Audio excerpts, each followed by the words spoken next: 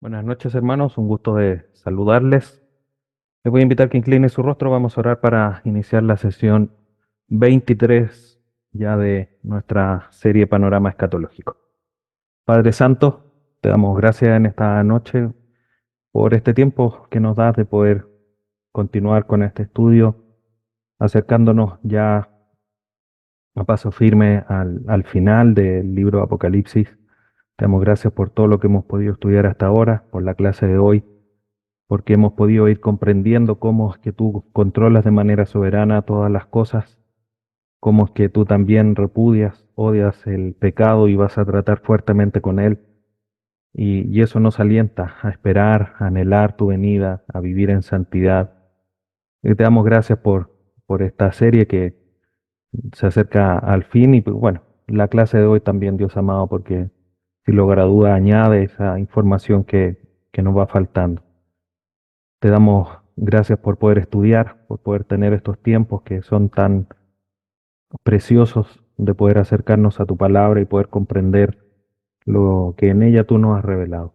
Te bendecimos en esta hora, te rogamos tu dirección para que todo sea hecho para tu gloria y también que tu Espíritu Santo nos ayude a comprender un poquito más de los eventos del final de los tiempos. Te agradecemos y rogamos esta misericordia. En el nombre de tu Hijo Jesús. Amén. Bien, hermanos, hoy día vamos con nuestra sesión número 23 de 25. Eso quiere decir que nos quedan dos más, además de la del día de hoy. Así que, como orábamos recién, ya nos vamos acercando al final de nuestra serie de panorama escatológico. Y el día de hoy, en manera particular, vamos a estar estudiando el capítulo 19 de Apocalipsis. Por lo tanto, los próximos que estudiaremos seremos el 21, 20, 21 y 22 en las dos sesiones que nos quedan. Y el día de hoy vamos a estar estudiando algo que es maravilloso, algo que sin lugar a duda ya son parte de los últimos eventos que van a ocurrir en la tierra antes ya del establecimiento del estado eterno en el cual nosotros vamos a estar por misericordia de Dios. A modo de introducción, para estudiar el capítulo 19 del día de hoy, quiero que miremos el Salmo 96:13, donde el salmista hace una profecía, es un salmo profético, respecto de lo que vamos a estar viendo hoy. Dice este versículo: delante de Jehová que vino, porque vino a juzgar la tierra, juzgará al mundo con justicia y a los pueblos con su verdad. Sin lugar a duda que cada uno de los juicios que Dios ha establecido, que Dios ha manifestado, ha revelado a través del libro de Apocalipsis, los sellos, las trompetas, las copas, sin lugar a duda que son juicios de justicia y son juicios también apegados a su verdad, tal cual como Él los ha revelado, tal cual como Él ha manifestado que va a tratar con el pecado y la rebeldía de los últimos moradores de la tierra, y lo ha ido manifestando en el orden, en el tiempo, en el proceso. Cuando nosotros leemos el libro de Apocalipsis, es estar leyendo, por decirlo de alguna manera, el diario de mañana. Tenemos toda la información respecto de lo que de lo que va a ocurrir mañana. Obviamente hablando del final de los tiempos, porque tal cual como está siendo revelado es que va a ocurrir. Y eso debe, como lo hemos mencionado ya en varias ocasiones, animarnos a crecer en dependencia de Dios, a crecer en fe, en confianza en Dios, en sus promesas, pero también en santidad porque vemos cómo Dios está tratando con el pecado, con la rebeldía. Eso, como también, gracias a Dios, fuimos reforzando todo esto a través del estudio de la primera y segunda carta de Pedro, que, gracias a Dios, como decía, calzó perfecto. Cuando Pedro trata y hace este llamado a vivir en santidad, a marcar una vida distintiva en relación a los falsos, a los indoctos, nosotros debemos de crecer y el ir aprendiendo, al ir creciendo en el conocimiento, debemos de manifestarlo eso en nuestra vida. El día de hoy vamos a ver la segunda venida de nuestro Señor Jesús. Ya han pasado muchos eventos que vamos después a hacer este resumen en el taller final, que sería casi la clase 26. Y han pasado los sellos, han pasado las trompetas, la manifestación desoladora, la manifestación del falso profeta, del establecimiento del trono del anticristo en Babilonia, la destrucción de Babilonia, los juicios de las copas, etcétera, etcétera. Y quizás el evento más esperado, o uno de los eventos más esperados, es justamente la segunda venida. Y en conjunto con la segunda venida, Dios ha manifestado, Dios ha revelado a través de su palabra otro evento que sin lugar a duda tiene una alta significancia o debe tener una alta significancia, una importancia muy grande para nosotros como hijos de Dios, que ya lo vamos a mencionar. Y cuando nosotros comenzamos a ver esta segunda venida a la luz del capítulo 19, lo primero que vemos es que en esta segunda venida, el tiempo de la espera para el fin de los eventos del último tiempo está llegando a su término. Hay un periodo de tiempo que vamos a estudiar la próxima semana, que es el milenio, o sea, no es un pequeño periodo de tiempo, no es un par de días, pero obviamente la revelación se trata como un evento más, que es muy extenso, sin lugar a duda, pero es un evento más. La segunda venida, que es previa al establecimiento del reino del Señor Jesús en la tierra por 1000 años, está este evento de la segunda venida y es uno de los últimos eventos que Dios nos ha manifestado que va a ocurrir. Y cuando nosotros vemos la segunda venida, leemos de ella, vemos que Dios la manifiesta y vemos que Dios cumple lo que ha prometido, que Jesucristo cumple con lo que ha prometido, eso sin lugar a dudas nos tiene que llenar de gozo, porque el cumplimiento de esa promesa es digna de gozo, digno de que nosotros nos alegremos, nos contentemos. Sin lugar a duda hemos quizás sufrido de cierta manera por todos los juicios, cómo va a ser lo terrible, lo duro del juicio de Dios a través de los sellos, de las trompetas, de todo lo que eh, Dios ha manifestado. Pero ahora es momento de gozarse plenamente, porque Dios, Cristo, está cumpliendo la promesa de su regreso. Y esta promesa, además de ser cumplida de que yo regresaré, también vemos que al final es el cumplimiento para que el reino de Cristo sea establecido. Y eso, como les decía, hermanos, tiene que llenarnos de gozo, de alegría, de contentamiento, porque se está finalmente venciendo de una manera completa, firme el pecado y estableciendo el reino del Señor Jesús. Y lo primero que ocurre frente a esta realidad justamente es alabanzas en el cielo. Eso es lo primero que ocurre. Desde el versículo 1 hasta el versículo 10 vemos cómo las alabanzas en el cielo se manifiestan. Hay gozo y alegría en todos los seres en el cielo. Entonces, vamos a ver algunas razones justamente para este gozo que la vemos en estos primeros 10 versículos. Primero, ha venido la plena salvación. Y eso genera un espacio para la alabanza. Vemos cómo se van cumpliendo todos los eventos del final de los tiempos que Dios manifestó para establecer ese reino donde ya no va a haber más llanto, donde, como dice Pedro, donde va a morar la justicia, o sea, ya no hay pecado, solamente hay espacio para la justicia. Y vamos a tener que dejar de batallar con eso. Y es así como lo leemos en el versículo 1, dice, aleluya, salvación, honra y gloria y poder son del Señor nuestro. Hay un establecimiento de una salvación plena, completa. Luego de ir ya destruyendo, queda una parte, el último suspiro, por decirlo así, de la generación malvada, del pecado, de Satanás. Pero ya el grueso ha sido vencido y se manifiesta esta plena salvación. Segundo, se ha impuesto la justicia.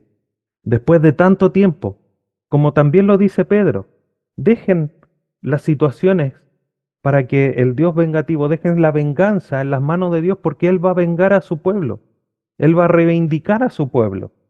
Y vemos en esto que justamente es Dios cumpliendo su promesa de tratar con todos los rebeldes contra el pecado que nos asedió, que nos estorbó, que muchas veces nos imposibilitó de poder servir mejor a Dios, por decirlo de alguna manera. Pero ahora se impone la justicia porque Dios manifiesta justamente el espacio solamente para que more la justicia. Dios juzga con justo juicio la gran ramera, Babilonia, con su religión, con el falso profeta, con la economía, con toda la fornicación que ella produjo, ha sido destruida. Se impone la justicia de Dios. No hay un espacio para que Dios sea vencido o Dios dé un paso atrás. Y eso es maravilloso, hermano. Eso nos tiene que alentar y llevar a una vida de esperanza, de gozo. Tercero, ha finalizado la rebelión.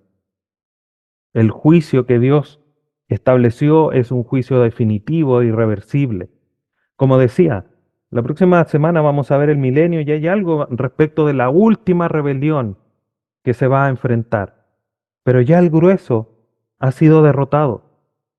El juicio sobre Babilonia es irreversible, es definitivo, ya no hay más movimiento humano, actividad humana en ese lugar.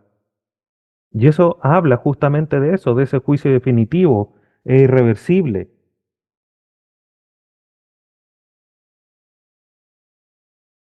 Otra razón para la alabanza, Dios lo domina todo.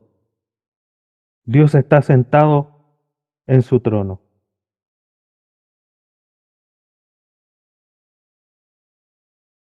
Está sentado en su trono, manifestando ese control soberano. Y ese control soberano es alabado. Miren lo que dice el versículo 6. Y oí como la voz de una gran multitud, y como el estruendo de muchas aguas, y como la voz de grandes truenos que decían aleluya, porque el Señor nuestro Dios Todopoderoso reina.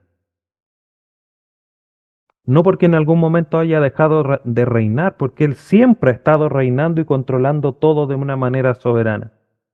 Pero ahora se manifiesta en su voluntad que ha vencido, que domina todo, que está en control de todo, que vence a sus enemigos.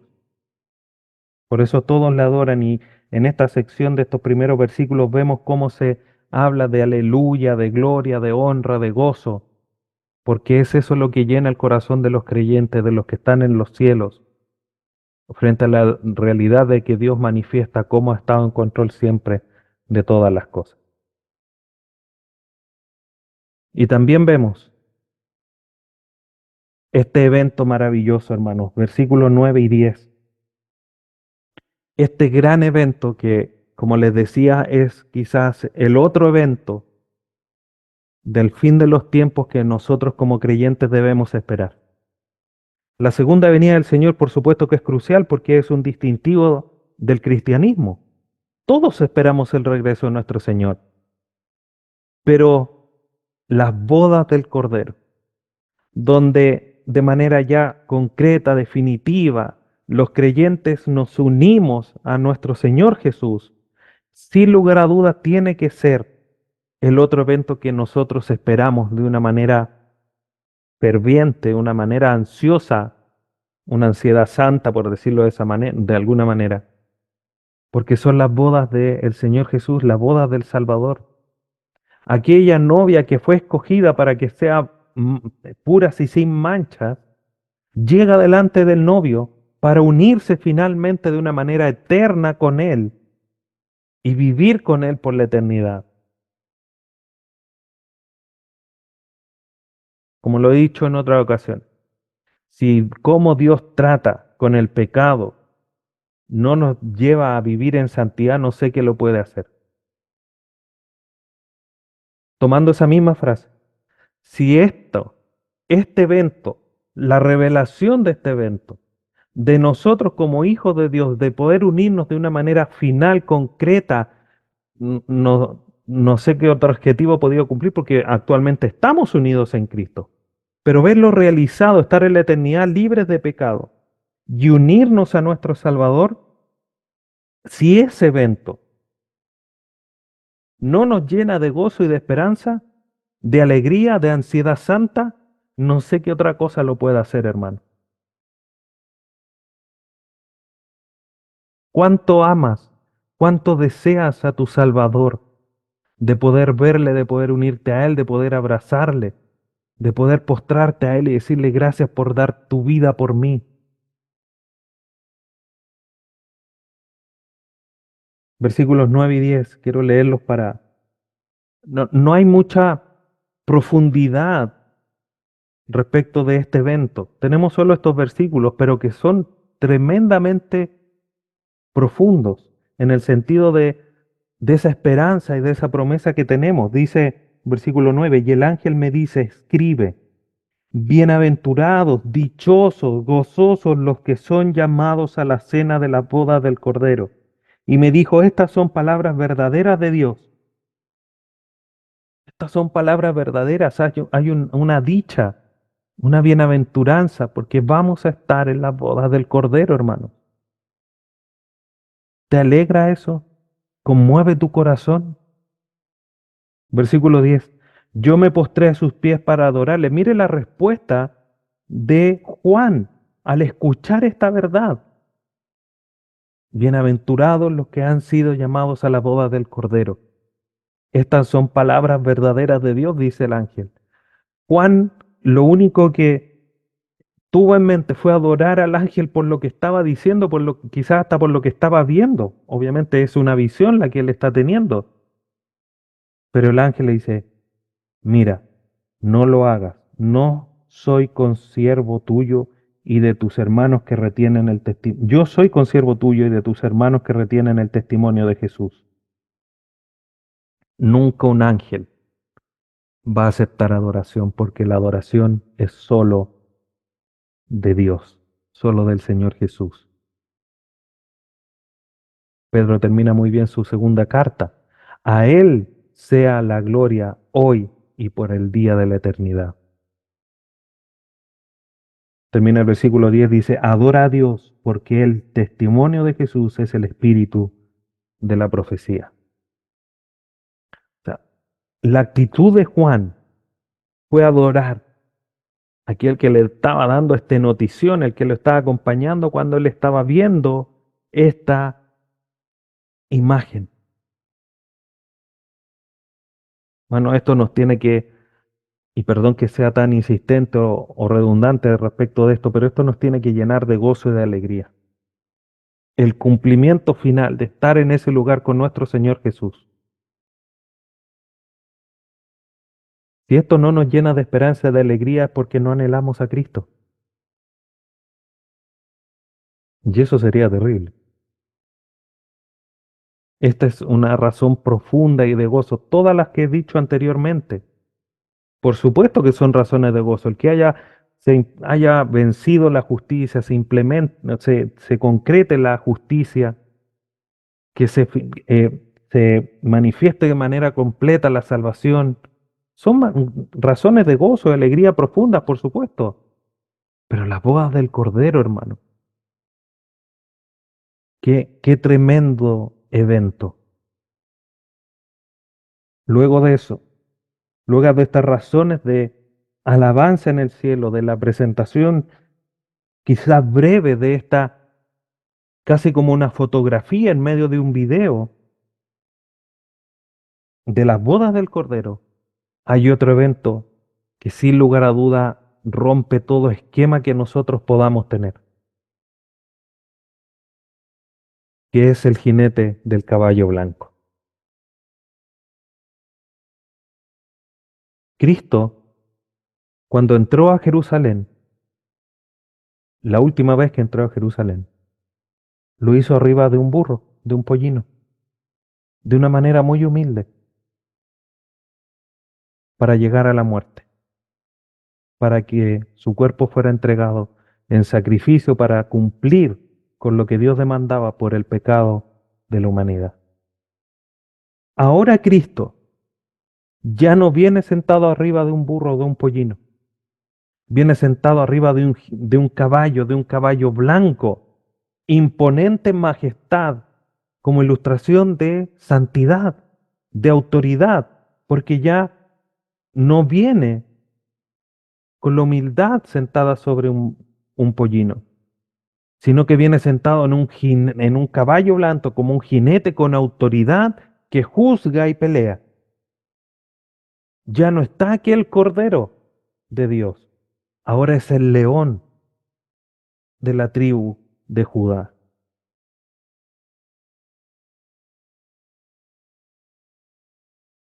Cuando hablamos de la segunda venida, hermanos, tenemos que hacer la distinción necesaria. Ya lo hablamos en su momento el respecto al rapto, mostramos una ilustración de cuál era la diferencia entre el rapto y la segunda venida. Solo presento aquí dos grandes diferencias para recordar un poquitito y marcar esa distinción entre el arrebatamiento y la segunda venida. En el arrebatamiento, Cristo viene por sus santos. Recordemos ahí la primera carta a los tesalonicenses, donde Pedro dice que los que están muertos resucitarán primero y nosotros los que estemos vivos seremos transformados para unirnos en el cielo, en el aire y salir al encuentro de nuestro Dios en las nubes. Eso es lo que nos enseña Pablo, ahí en primera carta a los tesalonicenses. Cristo se encuentra con sus santos en el aire para llevarlos al cielo. Eso es el arrebatamiento. Ese es el evento que da de alguna manera el puntapié inicial, el inicio a todos los eventos del final de los tiempos, la tribulación, la gran tribulación. La segunda venida se produce terminada estos 7 años, donde Cristo no viene por sus santos, sino que viene con los santos, viene con sus huestes. Todos los santos vienen detrás de él. El Señor Jesús, por decirlo de otra manera, el Señor Jesús viene con su novia detrás. Y él desciende de los cielos con los santos a la tierra. Y esto marca una distinción completa, absoluta de estos dos eventos. Como decía, lo estudiamos en las primeras sesiones que tuvimos ya, y en esas primeras sesiones hablábamos de la distinción. Ahí usted puede después repasarlas, están acá grabadas y puede ver esa sesión en particular.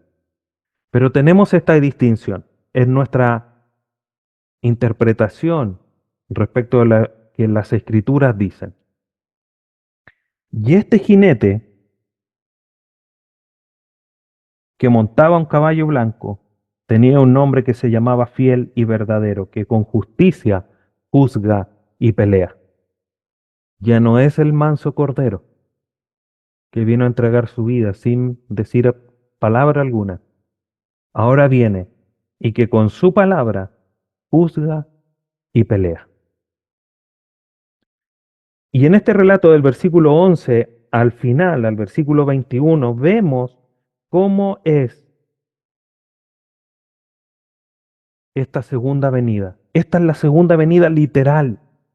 Aquí el Señor Jesús vuelve a la tierra a establecer su reino de los 1000 años que vamos a estar viendo la próxima semana con la ayuda de Dios. Y lo primero que vemos es el retorno del vencedor, de Cristo, que venció la muerte. Los cielos se abren para el regreso de Cristo.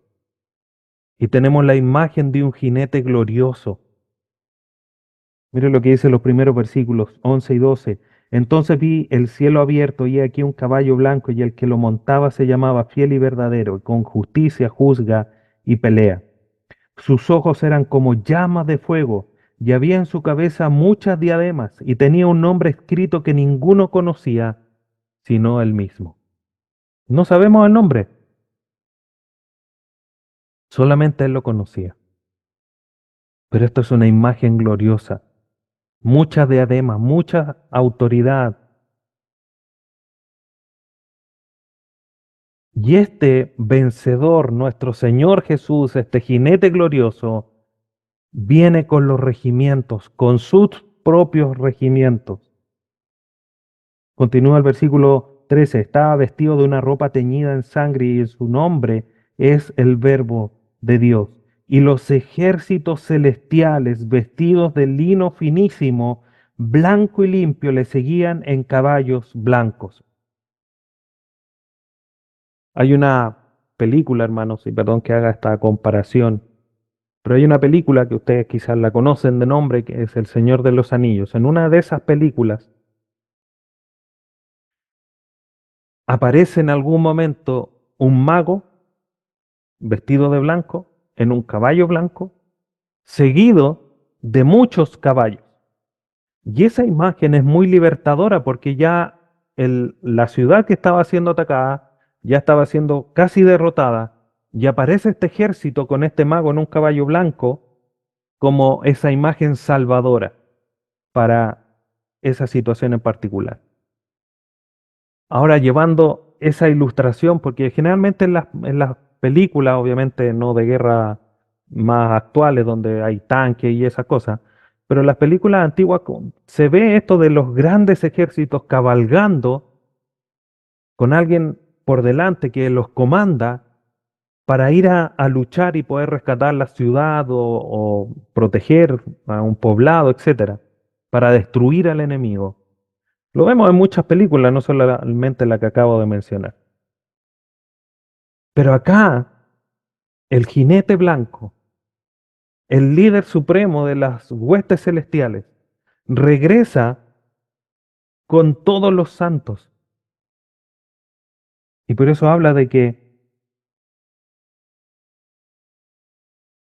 los ejércitos celestiales vestidos de lino finísimo, blanco y limpio, los seguían en caballo blanco. Eso nos habla de los santos, del lino finísimo de la santidad, porque la novia se ha dispuesto para que se vina de lino fino. Y acompaña este ejército de santos a Cristo. Y Cristo manifiesta su autoridad, dominando absolutamente todo. Versículo 15. De su boca sale una espada aguda para herir con ella las naciones, y él las regirá con vara de hierro, y él pisa el lagar del vino del furor de la ira del Dios Todopoderoso. Y en su vestidura y en su muslo tiene escrito este nombre: Rey de Reyes y Señor de Señores. Hermanos, el ejército que viene con Cristo solamente viene como un testigo. Dios, Cristo sentado, va a ejecutar a sus enemigos con el poder de su palabra.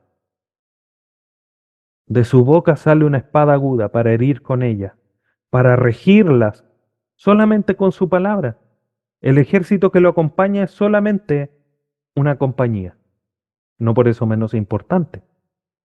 Pero Cristo no va a ensuciar sus manos solamente con su palabra. Con autoridad va a enjuiciar a los restantes rebeldes que queden. Y todo esto, hermanos, de la autoridad de su dominio está con este título que he escrito en su muslo: Rey de Reyes y Señor de Señores. Este es nuestro Dios. Este es el jinete blanco, hermanos.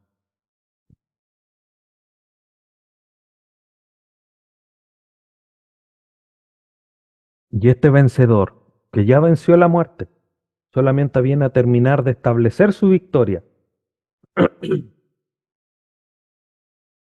va a manifestar esa victoria final. Versículo 17. Y vi un ángel que estaba en pie en el sol y clamó a gran voz diciendo a todas las aves que vuelan en medio del cielo: venid y congregar a la gran cena de Dios, para que comáis carne de reyes y de capitanes y de carnes fuertes, carne de caballo, de jinetes y carne de todos, libres y esclavos, pequeños y grandes, y vi la bestia, los reyes de la tierra y a sus ejércitos, reunidos para guerrear contra el que montaba el caballo y contra su ejército. Y la bestia fue apresada. La bestia es el anticristo. Y con ella el falso profeta que había hecho delante de ella las señales con las cuales había engañado a los que recibieron la marca de la bestia y habían adorado su imagen. Estos dos fueron lanzados vivos dentro del lago de fuego que arde con azufre. Y los demás fueron muertos con la espada que salía de la boca del que montaba el caballo. Y todas las aves se saciaron de las carnes de ellos. Dios ejecuta a todo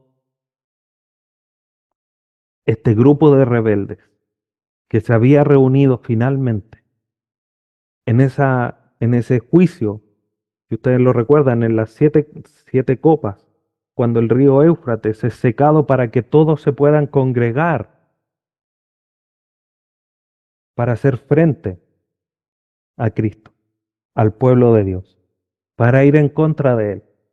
Y Dios solamente, Jesús solamente, con su boca, con sus palabras, les da muerte a todos.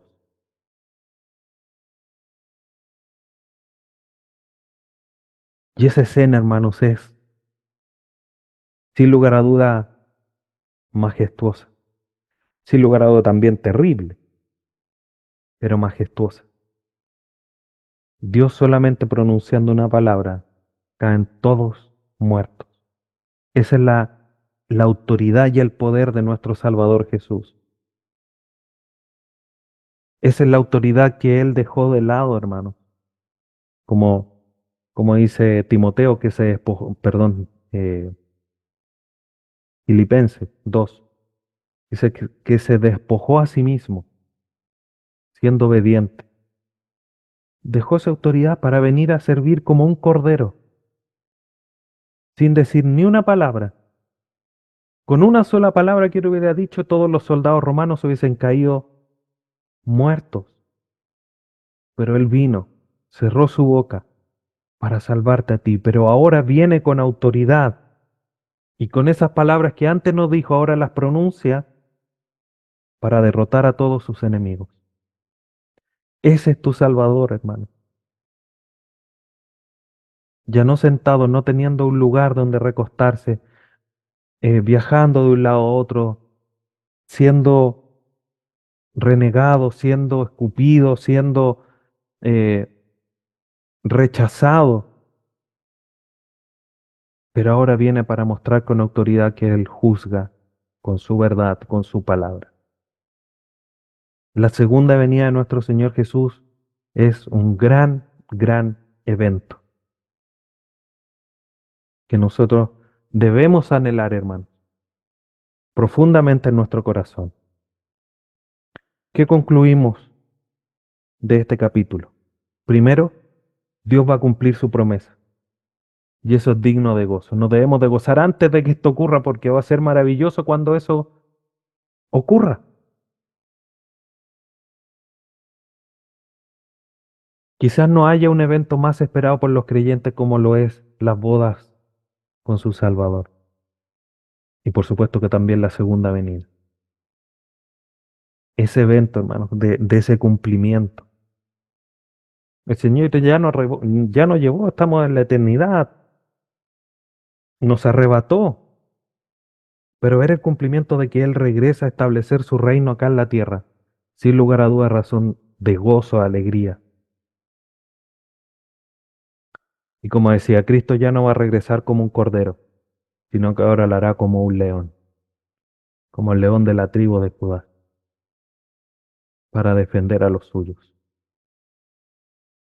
Hermano, esto nos tiene que llenar de gozo, de esperanza. Todo lo anterior nos tiene que llenar de temor a Dios para vivir en santidad. Esto nos tiene que llenar de gozo y esperanza, viviendo de manera ansiosa, anhelante el regreso de nuestro Señor Jesús, ese evento donde nos saque de esta tierra, para después ver como espectadores en el cielo todo lo que ocurra acá en la tierra, todo lo que va a ocurrir en el cielo, la alabanza principalmente, la manifestación de los ángeles tocando las trompetas, derramando las copas. Qué, qué gran escenario, grandes imágenes vamos a ver en el futuro, hermano. Para eso nosotros ahora tenemos que prepararnos, viviendo en santidad. Y tomo para finalizar las palabras de Pedro. Como si todas estas cosas han de ser desechas, no hemos de vivir de una manera santa y piadosa ante el regreso de nuestro Señor Jesús, esperando el cumplimiento de sus promesas. Que Dios te bendiga, hermanos. Vamos a orar para concluir la sesión de hoy.